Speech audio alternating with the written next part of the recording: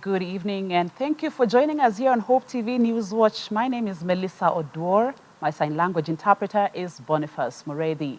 Here's the News Watch that begins now. Candidates who sat the 2020 KCPE exams will report to their respective secondary schools on the 2nd of August 2021. While making the announcement, Education Cabinet Secretary Professor George Magoha said that this year's Form 1 selection is fully computerized, right from national to sub-county levels, and as such, there will be no selection of Form 1 candidates at sub-county level, as has been the case in the past. Magoha was speaking today at the Kenya Institute of Curriculum Development, KICD, in Nairobi, when he officially launched the 2021 Form 1 selection, placement, and admission process based on the 2020 KCPE examination results. Alice Diana attended the launch and brings us this story.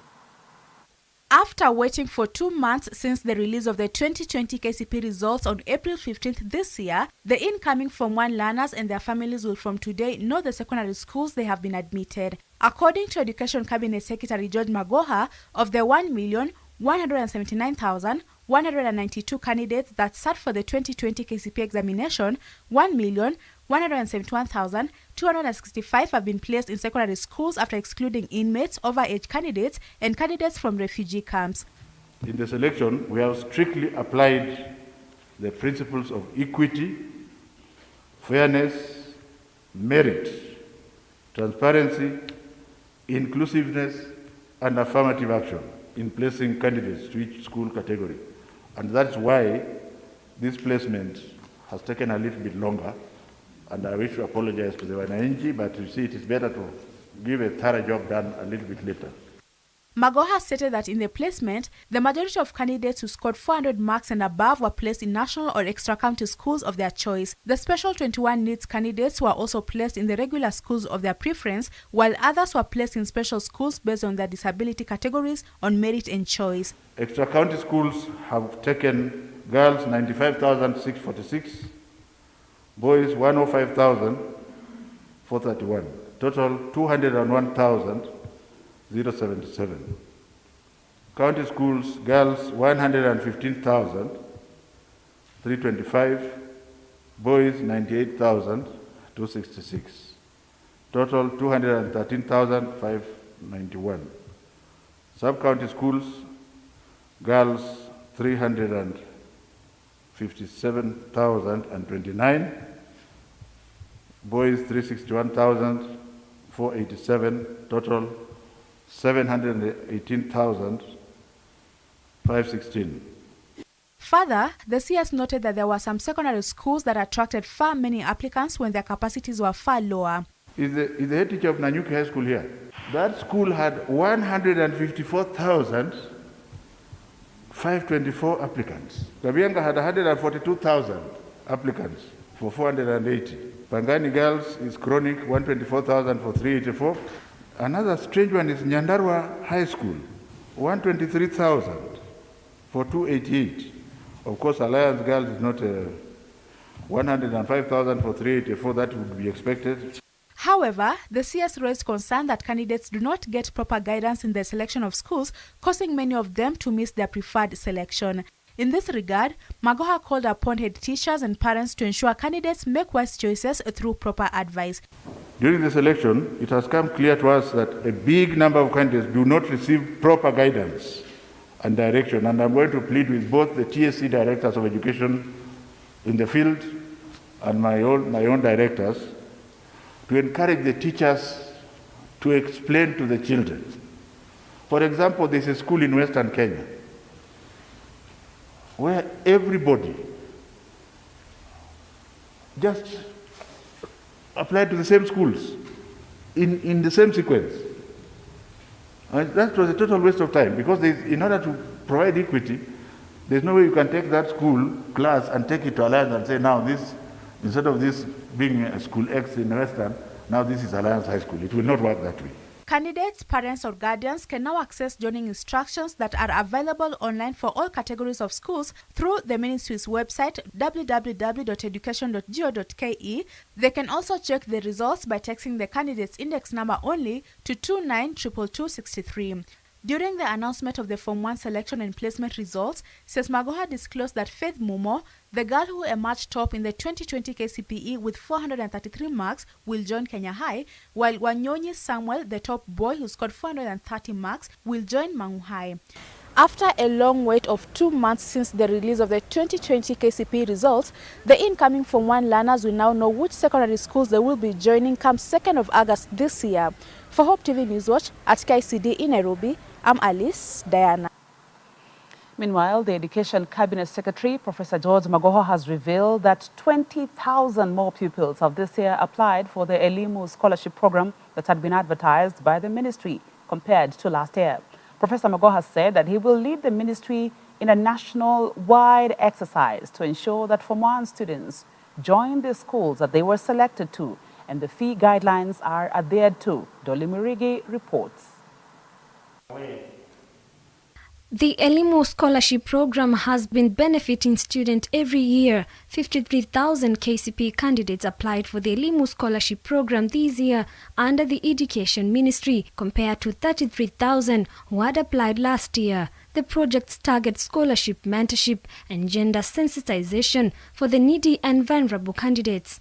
So out of the 9,000 scholarships, about 6,000 will go to children in specific counties, 110 of them. But due to the wisdom of His Excellency the President, 3,000 of them shall go to children in urban slums and informal settlements. This even as the National Treasury has allocated the Ministry of Education 4.2 billion for infrastructure and development in public primary and secondary schools, which includes 1.9 billion for desks and chairs for public primary and secondary schools, which will be procured and distributed in the same manner. In the placement, the majority of candidates who scored 400 marks and above were placed in national or extra county schools of their choice.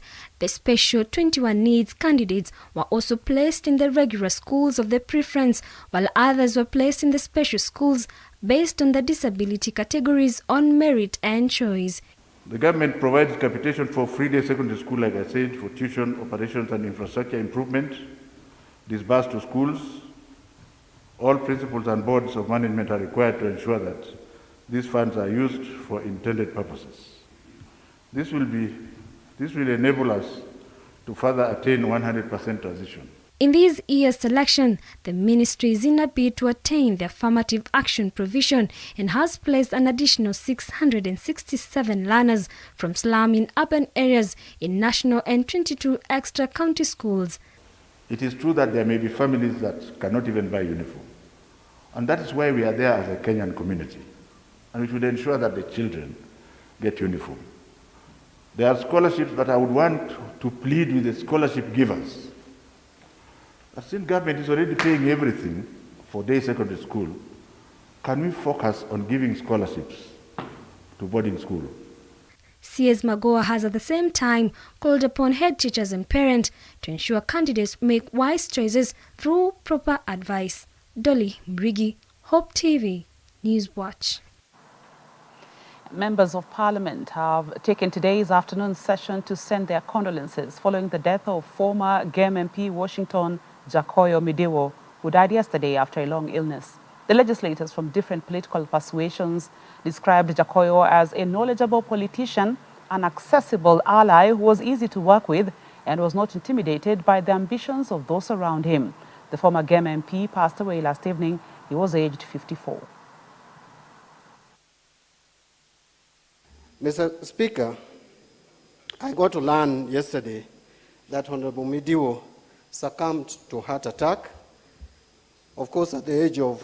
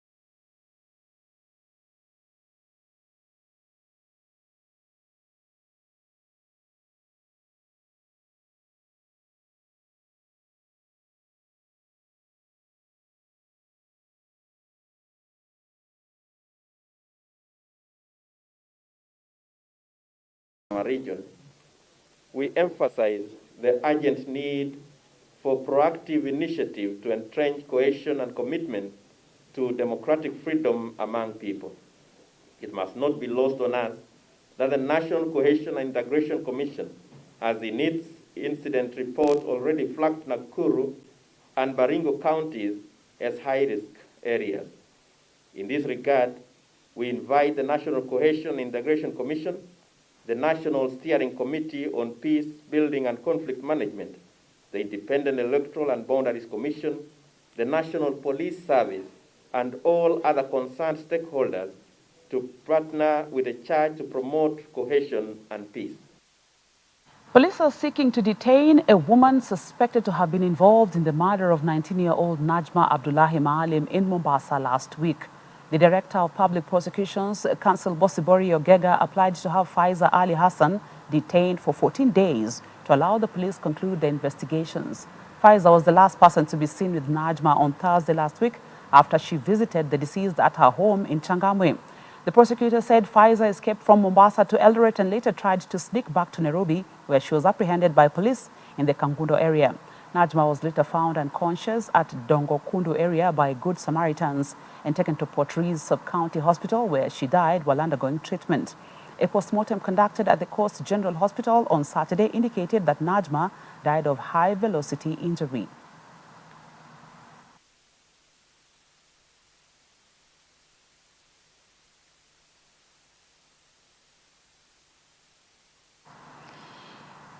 The Nairobi Streets, a unique restaurant whose kitchens are located in trucks and matatus and containers, has been launched in Westlands, Nairobi County.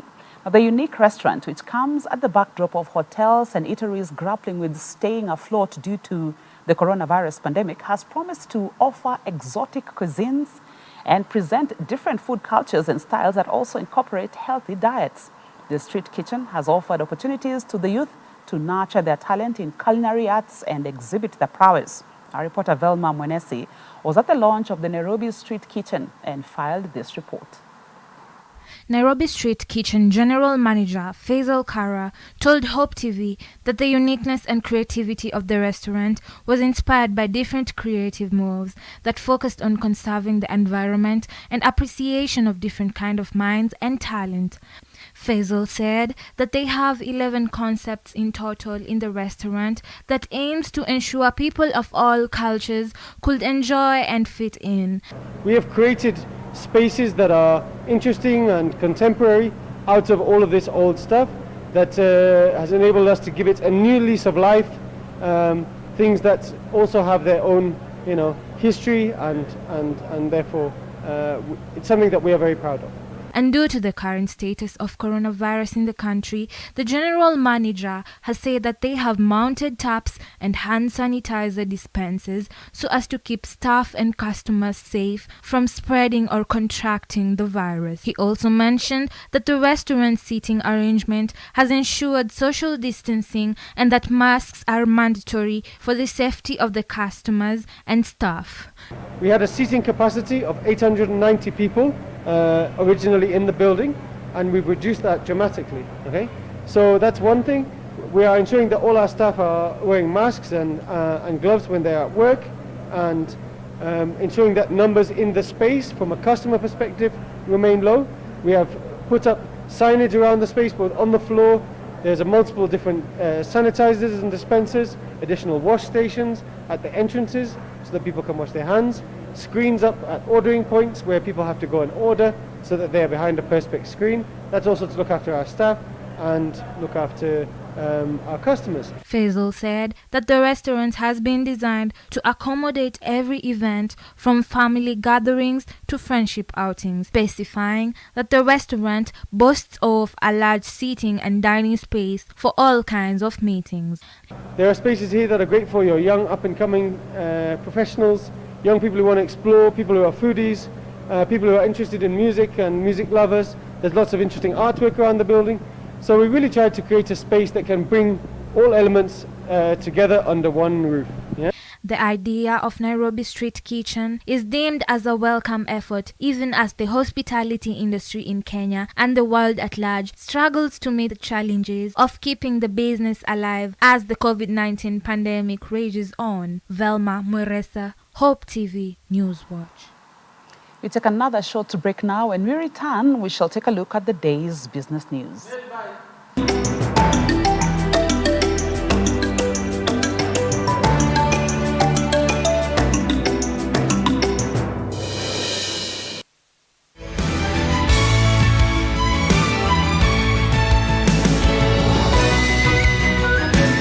From country music, classical quartet harmonics, now I'm a child, homecoming series, for he saved the worst among tent revival,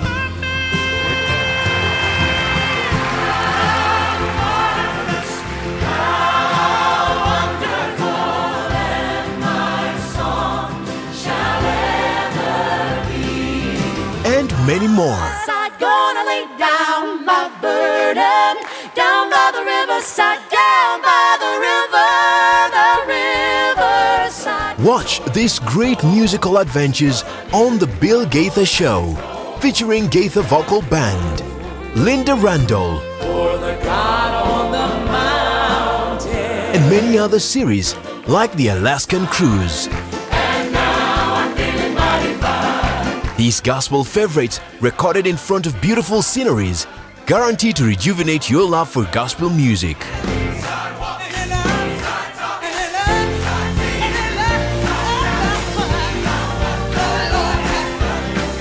Bill Gaither Show, only on Hope TV, where you look and live.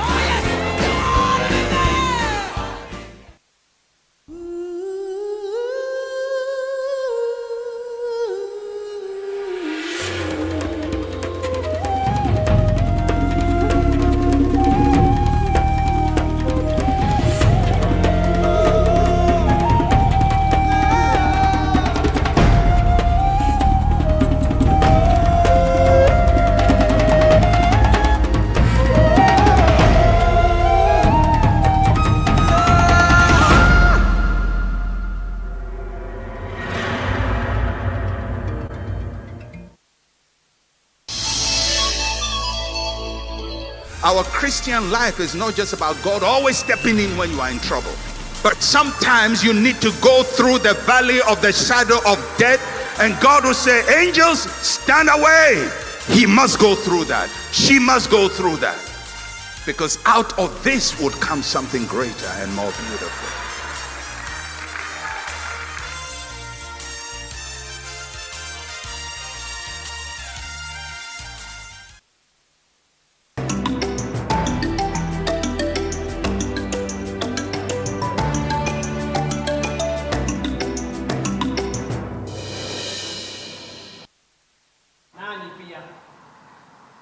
A look at business news now. The ODM leader Raila Odinga, together with Zamar Group CEO Sandeep Raichura, have been appointed as advisory members to the African Green Infrastructure Investment Bank, AFGIIB.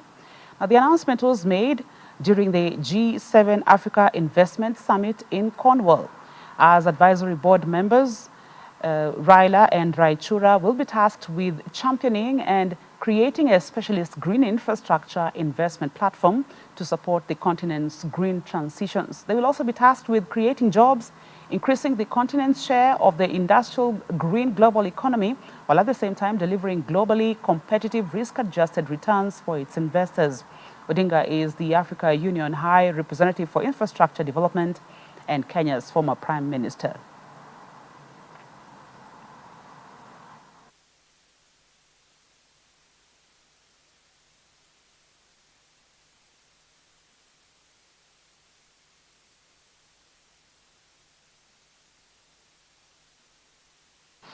And Karimi Ithao is the new managing director at Keswich Kenya Limited. Keswich board chairman Youssef Bazian said the company is confident that Ithao has what it takes to steer their Kenyan market to the next level.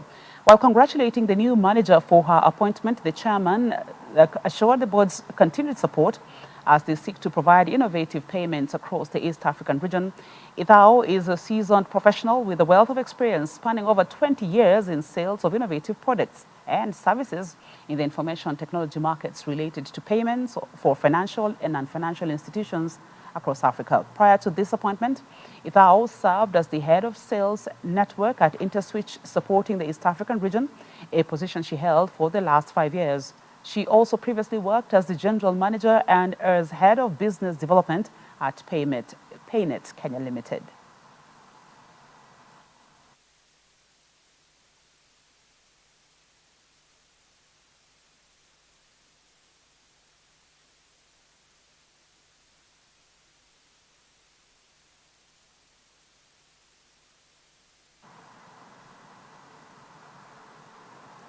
Let's take a quick break now. We will return with the day's international news.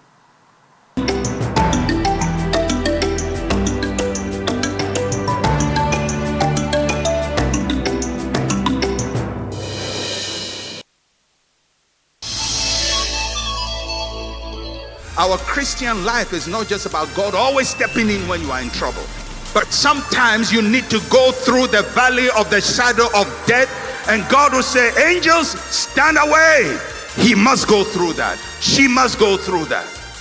Because out of this would come something greater and more beautiful.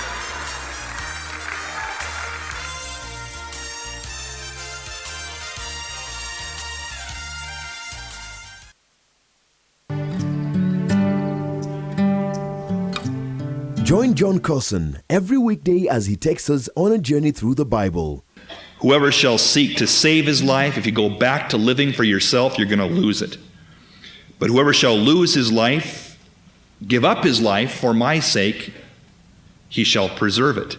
Enjoy interesting, knowledge-packed, yet simple teachings through his humor and in-depth understanding of God's Word. The last people that tried to put God in a box, literally,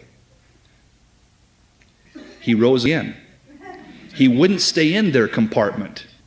If God was small enough for me to figure out, he wouldn't be big enough for me to worship.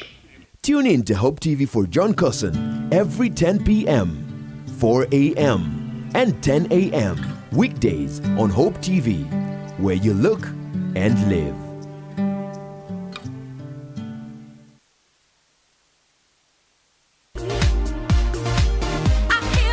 Welcome to Activate.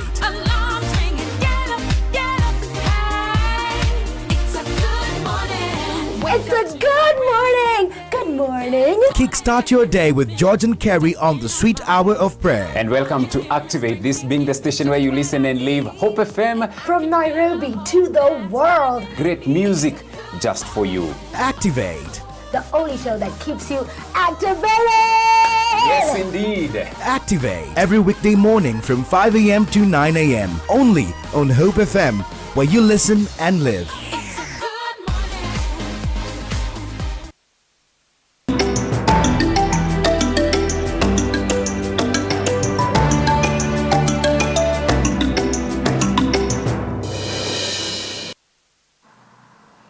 On the international scene, the International Criminal Court ICC says it looks forward to having a reset in its relationship with the new administration of the United States under Joe Biden.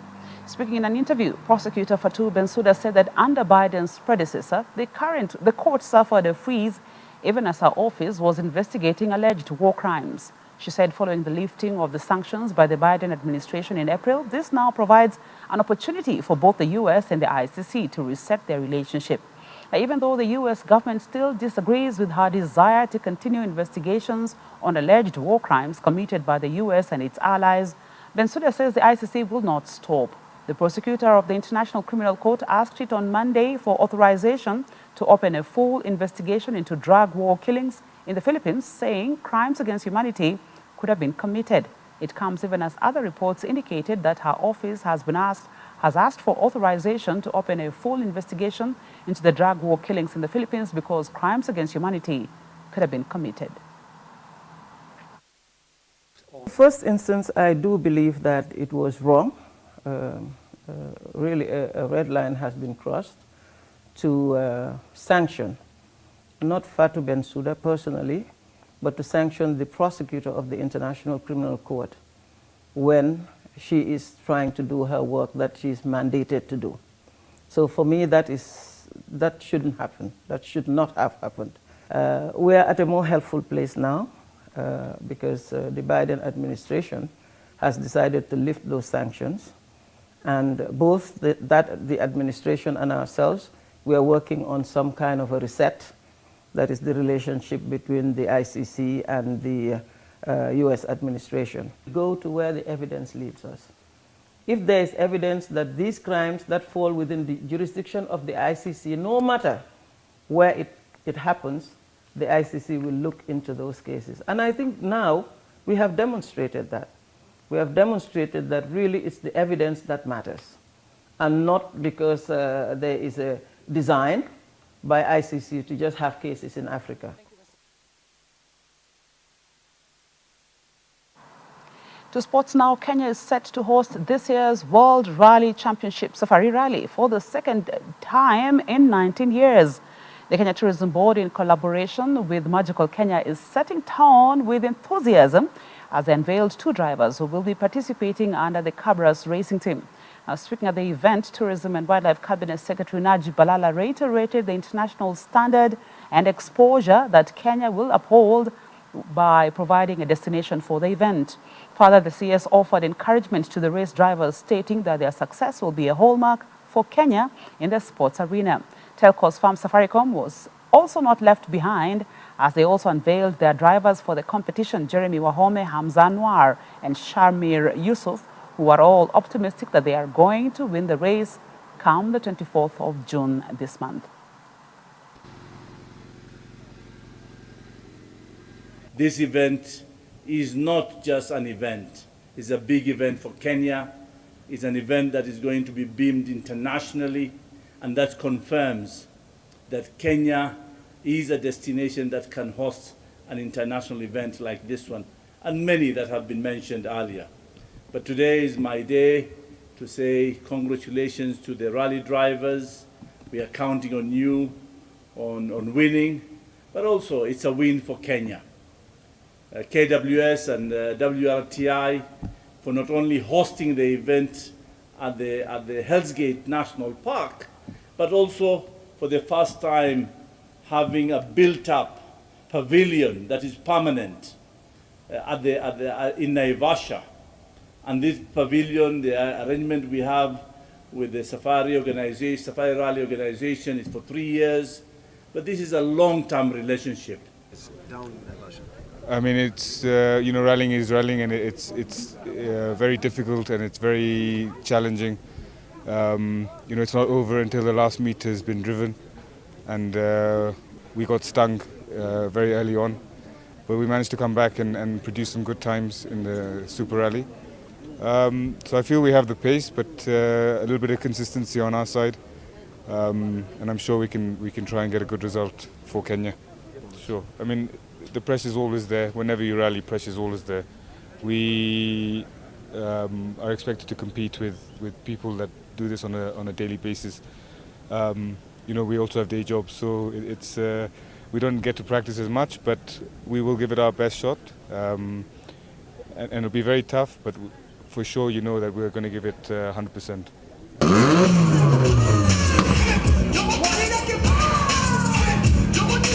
The feeling's good, it's confident, we're happy, we're grateful. The cars arrived on time from Poland, M-Sport Poland, and they're here, so now it's just to get some practice and adjust the cars up for our tough terrain here in Africa, and it's all systems go. For us, we're representing Kenya and Africa as a whole.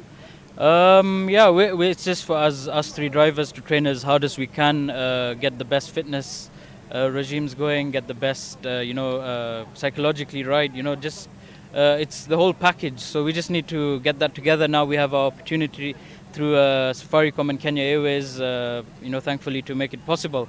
We'll be traveling around the world and getting the best training. So hopefully over the next 3 years, we would have really advanced and changed in our techniques? For me, it's a big pressure. It's a tall order. But I want to go out there, enjoy myself, have a good drive, try and finish the event, which is very important. And just, as like I said, just have fun and keep bringing the Kimathi name to greater heights. First of all, I'm very excited. I'm happy to be here in the WRC. It's a dream come true for me. I've been watching the WRC ever since I was younger. And for me right now, it's just to go out there, try and score a good finish, try and score a respectable position, and try and defend my lead in the Division 1 Kenya National Rally Championship.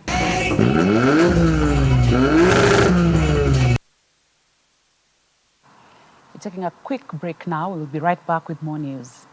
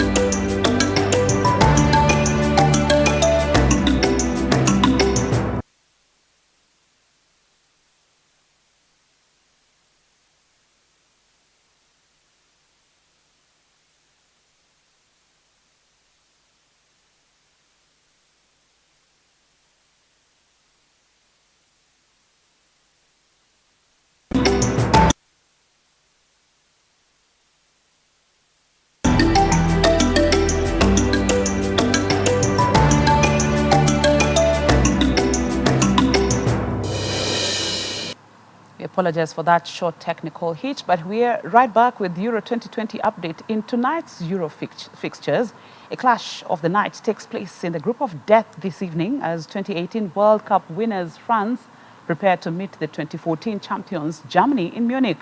Didier Deschamps' side are already being tipped to avenge their 2016 final defeat and go all the way this year. Well, Joachim Low will be praying for one last dance at Die Mannschaft.